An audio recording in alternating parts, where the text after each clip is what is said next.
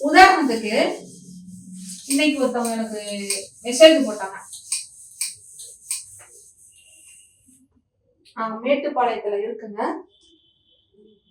என் husband காய்கறி கடை வச்சிருக்காரு. முதல்ல இருந்த வியாபாரம் இப்போதைக்கு எனக்கு இல்லை, ஹஸ்பண்டுக்கு இல்லை. அப்ப இருந்த லாபம் எதுவுமே இல்லை. நான் ஏதாவது வீட்டுல இருந்து செய்யணும்னு நினைக்கிறேன். ஆனா என்ன செய்யறதுன்னு தெரியல. சரி, இதை நீங்க எப்படி பாக்குறீங்க?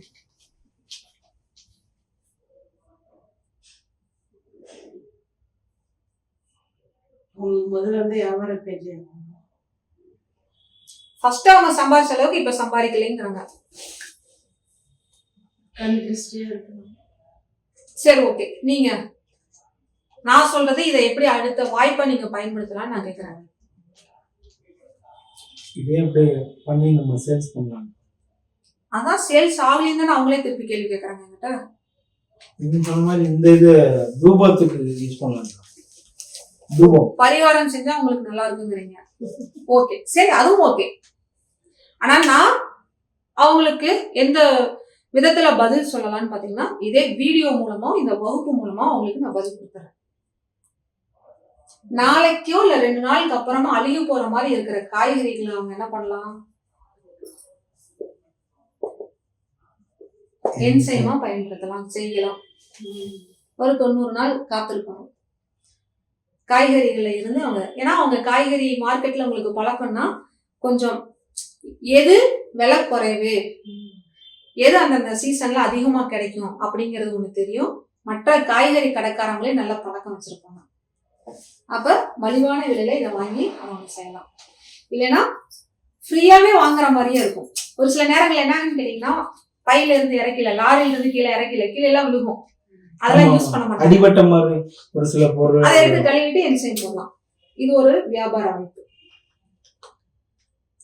இந்த என்சைமை பயன்படுத்தி அவங்க எப்படி வேணாலும் கொண்டு போகலாம். என்சைமை எப்படி எல்லாம் பயன்படுத்தலாங்கிறது அவங்களுக்கே தெரியும். ஓகே, அதை கொஞ்சம் சர்ச் பண்ணி பாருங்க, கொஞ்சம் தேடி பாருங்க. அடுத்தது இப்ப தக்காளி இருக்கு. தக்காளி எல்லாம் என்ன பண்ணலாம்? ஃபேஷியல் பவுடருக்கு மாதிரி அதை வெயில காய வச்சு பவுடர் பண்ணலாம். தக்காளி ஒரு ட்ரையர்லயோ இல்ல வெயில காய போட்டு அவங்க எடுத்துட்டாங்கன்னா தக்காளி விலை ஒரு 20 ரூபா 10 ரூபாய்க்கு கிடைக்கிற தக்காளி காலத்துல அவங்களுக்கு, நமக்கு தான் அது 10 ரூபாய்க்கு கிடைக்கும், 20 ரூபாய்க்கு கிடைக்கும். அவங்களுக்கு கூடயா ரொம்ப லோ பிரைஸ்ல கிடைக்கும்ல, அதை வாங்கி அவங்க என்ன பண்ணலாம்? தக்காளி பவுடர் தயார்படுத்திட்டாங்கன்னா சாஸ் மாதிரி தயார் பண்ணாங்க.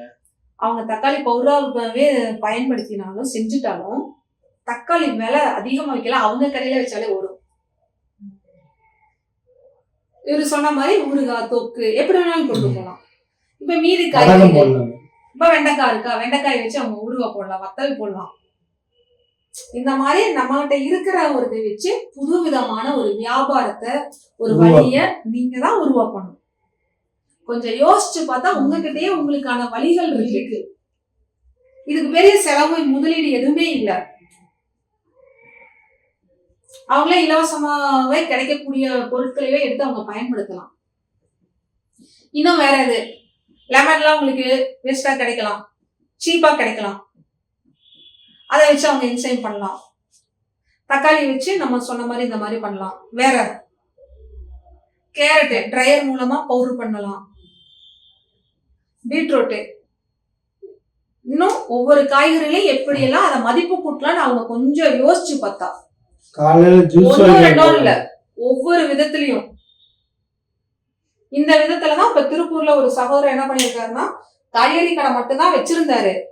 இப்ப நம்மளோட ஒரு வகுப்புக்கு வந்தாரு. அவரு வகுப்புக்கு வந்ததுன்னு கேட்டீங்கன்னா மருத்துவ சம்பந்தப்பட்ட வகுப்புக்கு வந்தாரு. வந்துட்டு வெண்பூசணி ஜூஸ், பீக்கங்காய் ஜூஸ், புடலங்காய் ஜூஸ், நெல்லிக்காய் ஜூஸ், அந்த காய்கறிகளை அப்படியே ஜூஸா கொண்டு வந்துட்டாரு. இதுல இன்னொரு இதுன்னா, அந்த ஒரு சின்ன மார்க்கெட் மாதிரி ஏதோ சொன்னாரு. இது எந்த கடைன்னு தெரியல, எந்த ஏரியான்னு தெரியல, ஏதோ குமரன் நகரம் ஏதோ சொன்னாரு. அந்த ஏரியாவில இருக்கிற அந்த இதுகள் எனக்கு சரியா ஞாபகம் இல்லை. அவர் எந்த ஏரியாவின்னு சொன்னாருன்னு தெரியல. ஆனா திருப்பூருங்கிறது மட்டும் நல்லா தெரியும். மார்க்கெட் ஏரியான்னு சொன்னாரு.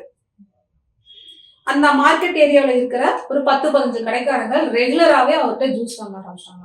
இவரு கடைக்கு வர்றவங்களும் ஜூஸ் எடுத்துக்கிறாங்க. அவரு காய்கறிகள் இப்ப எதுவும் வேஸ்டா போகலைங்கிறதையும் சொல்றாரு. ஒவ்வொரு விதத்திலையும் நம்ம தான் உருவாக்கிக்கணும். வியாபாரம் அப்படிங்கிறது கொஞ்சம் உட்கார்ந்து யோசிச்சோம்னா நிறைய வழிகள் கிடைக்கிறது. ஆன்லைன் யூடியூப் கொண்டு போனீங்களா, இன்ஸ்டாகிராம் இது பண்ணிக்கலாம். அதுல நீங்க டெவலப் ஆனதுக்கு அப்புறம் உங்களுக்கான வெப்சைட் ஓபன் பண்ணுங்க. நான் இப்பவே செலவு பண்ணி வெப்சைட்லாம் ஓபன் பண்ணுங்கன்னே சொல்லாதீங்க. சம்பாதிங்க. சம்பாதிச்சதுக்கு அப்புறம் அடுத்தடுத்த நிலைக்கு கொண்டு போங்க. எல்லா காய்கறிகளையும் வச்சு ஒரு மூட்டு வலி தைலம் தயாரிக்கலாம். இப்ப பிரண்டை வீணா போகுதுல்ல, இப்போ உங்க ஏரியாவில் என்ன பொருள் இருக்கோ அதை வச்சு எப்படி நான் தயார்படுத்தலாம்னு சொல்லுங்க. ஓகேங்களா? அந்த மாதிரி கொண்டு போங்க.